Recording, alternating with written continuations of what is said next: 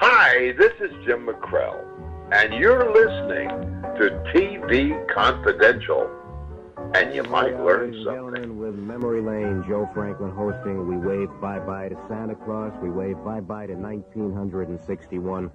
Just in case anybody hasn't done it as yet, and I don't think anybody has, I want to wish you a Happy New Year. Happy New Year. Ed Robertson along with Phil Gries and our guest Joe Franklin, Mr. Nostalgia, America's first talk show host and the man behind Joe Franklin's Memory Lane, which has been recognized by the Guinness Book of World Records as the longest-running TV talk show ever, having aired on WABC TV in New York, then later on WWOR TV, also in New York, for 41 consecutive years. Our conversation with Joe Franklin originally aired in February 2014 here on TV Confidential. Thursday, March 12th, 2026 marked the centennial birthday of Joe Franklin. The audio clips of the Joe Franklin Show that you'll hear in this conversation, courtesy of our friend Phil Gries, atvaudio.com. Joe, who was the most unusual guest you ever had? Well, I was notorious for strange couplings. One time I had on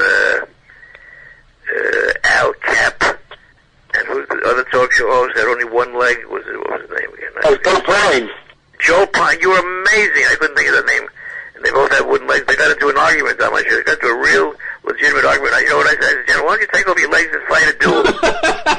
Oh, God. I was notorious for those non sequiturs. I like it, well, because I believe Pine used to carry a gun with him. That's right. I would put on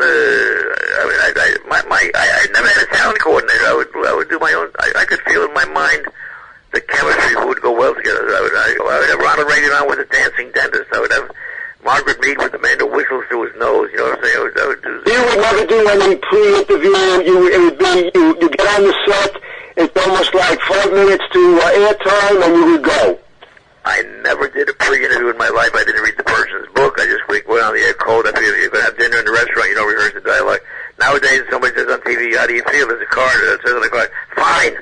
You know what I'm saying? In my time, I just did everything I had to live. I once had a talent coordinator, and he turned down, the only time I tried talent coordinator, he turned down Vaughn Monroe, he turned down Louis Prima, he turned down George Brent, he turned down, I fired him on the spot because they might be so stupid. He didn't know any of those names, you know? So I did. Going into these interviews cold, did it ever get you into trouble? Yeah, once. Well, I might have paved the way for Howard Stern one time when. Remember the days we could advertise cigarettes? One time I was sponsored by Camel cigarettes. I said 9 out of 10 doctors who tried Camels went back to women. Oh God! And I was taking over the air for 2 whole weeks. I was censored for 2 weeks. Oh God! And of course, there's nothing compared to what they're saying on TV today, right? Nothing. That's fair. That is very tame, Joe. Have you? Okay, let me ask you this. You weren't live, but you would do live on tape. So you would there would be no cut. Let's go back and fix this in post. So when the guest is on the show, whatever happens, pretty much aired. Did you ever have an interview go wrong in the middle of a show? I don't know. I don't think so. First of all, I was the last one to go to tape. I was live. I liked live. I went live way into the tape theater. I had a few people didn't like me once. Rosemary Clooney one time. I said, I saw Jose Ferrer last night, a man of La Mancha. She says, Joe, we're not, Charlie, we're not married anymore. I said, listen, first of all, my name isn't Charlie. Second of all, I just wanted to point out that I didn't know your ex-husband was such a good singer. So she says, goodbye, Charlie. She gets up and walks away. Later on, she came back and apologized. She was going through a very serious nervous period at that time. It was a nervous breakdown. She apologized. Later on, we became very dear friends. We were with Jerry Lewis one time. I said, Jerry, how's your old partner, Dean Martin? He said, no wonder they called you a nostalgic kid. We broke up 10 years ago. He took a swing at me. And later on, he also apologized because he didn't want to get up that early in the morning, but he wanted to plug one of his latest movies. And they made the studio made him go out and plug the movies on different TV talk shows. So very reluctantly, very sort of almost belligerently went on the talk shows, but he wasn't really in the mood for being so charming. But we made up later on. Yeah, but again, that's sort of the beauty of live TV, because you kind of catch them in real time, and sometimes you get a reaction that you didn't expect. That's right. As you said just now, what you see is what you get. Whatever happened, we let it go. Many times, people, I had a man drop dead on my show. Of course, I drop dead every single day on TV. In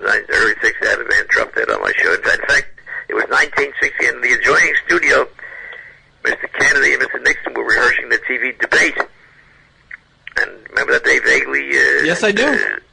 September 60. That's right, 1960. And they came into my studio. They tried to resuscitate the man, and they couldn't. But I've got they made all the front pages. But that was live. Of course, it was totally live. It was live till maybe 1985 or so. I'll tell you the power of Joe Franklin, Ed. Yeah. I have my earliest recording goes back to an interview where you did with Jerome Cortland. He was promoting the Vikings, and you had a power blackout at WABC, and you were off the air for 15 minutes, and you still hadn't done your Canada Dry salute. And this is live television. They bumped the next show so that you can conclude the 15 minutes you just missed. I mean, you're talking about early television. Well, that shows respect, right? That shows like great respect. Major respect. Somebody must have liked me at that time, right? It's funny. There's a lot of good recall. I give the first exposure to Al Pacino, to Dustin Hoffman, to Tom Cruise, to Julia Roberts. I mean, the list is endless. And you never had Groucho on, though, right? I don't think I had Groucho. No, I had Bill Cosby on many times talking about Groucho, how Groucho influenced his career. But I've had, I mean, the list is endless. I look at the list. Sometimes people send me old videos that I never saved, and just incredible the people I chatted with. You have a list of all your artifacts that you have saved, tens of thousands of LPs, all of your movie stills, your playbills. I mean, you read about amazing numbers of saved material. Do these seem to be exaggerated, or is it true, Joe? I've got more material probably than any collector in the world, but I've got to confess that I'm the most disorganized slob that ever lived. I never cataloged anything. People want to make museums, want to make everything, all kinds of exhibitions about my stuff. The Smithsonian.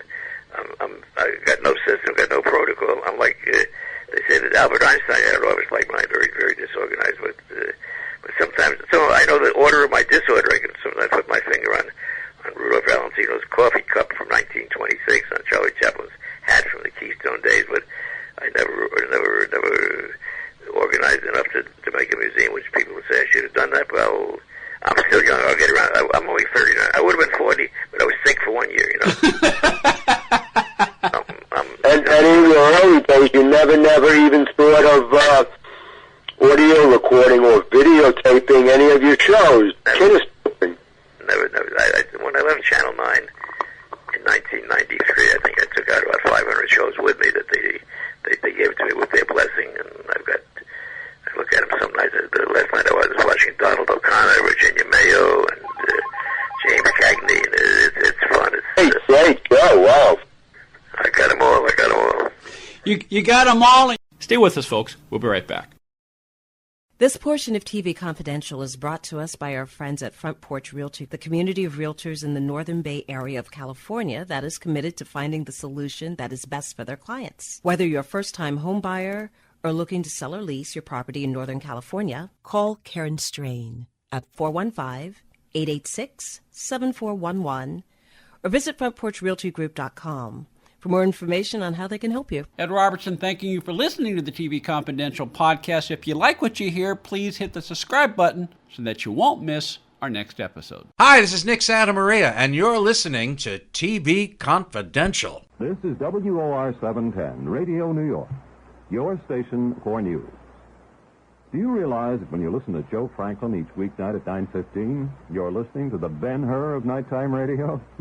Take note, Joe Franklin is big here on 710. Joe, this has been a lot of fun. And I've written 23 books. My last book sold 75,000 copies, and they're all in my house. No, I enjoy writing books. And I may add, if I could, Ed, one of the ingratiating qualities of Joe Franklin has been that I can't think of too many other people who would literally pick up a phone themselves. You would call, and you would pick up that phone yourself, Joe, and talk to a stranger, literally, and really make them feel pretty good in terms of the 200 calls a week from people saying, Joe, my grandfather was on your show in 1960. Could you give me your tape? I said, listen, out of 28,000 shows, I saved maybe 500 tapes, you know, so, but it's nice to be remembered.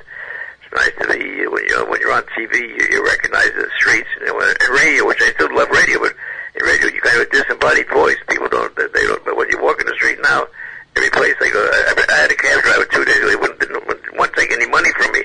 He said when he came here from Latvia, he learned English by watching me, because I would try to be very distinct and clear in my diction, and I made him say, no, in fact, I told him, he thought when other cab drivers he thought I was Jackie Mason, so I gave him 5 cents so he go around telling me that Jackie Mason's cheap, you know. So what I'm saying is I enjoy the popularity that does linger on. You talk about the 22 books, and this was one of the first books I ever read about the movies, classics of the silent screen, and I bought that, I think, in 1959. Was that one of the first? That probably was the first. It's an all-time classic. It sold several million, made lives to it. The publisher, multi-millionaire. It still goes on. Great book. I have my original. Don't sell it. You got the publisher, Citadel Press, and you got the original. It's worth a lot of money. But listen, gentlemen, I've enjoyed this so much, and maybe, Ed, when you're in town, when you come on one of my shows, okay, kid? Legendary TV talk show host Joe Franklin from a conversation with Phil Gries and me that originally aired in February 2014 here on TV Confidential. This past Thursday, March 12th, 2026, marked the 100th anniversary of the birth of Joe Franklin. Joe Franklin passed away in January 2015. Funny is Money. Funny is Money. 39 True Stories About How I Made a Ton of Money Writing TV Comedy by Robert Iles, available hardcover, paperback, and as an ebook through Bear Manor Media, as well as Amazon.com. To learn more about the William Holden Wildlife Foundation, go to WHWF.org, WHWF.org. Ed Robertson, Beth, Tony Figueroa, Donna Allen, Phil Gries, and Susan Silver. Thank you so much for listening. Stay healthy, stay safe. We'll talk to you next time on TV Confidential.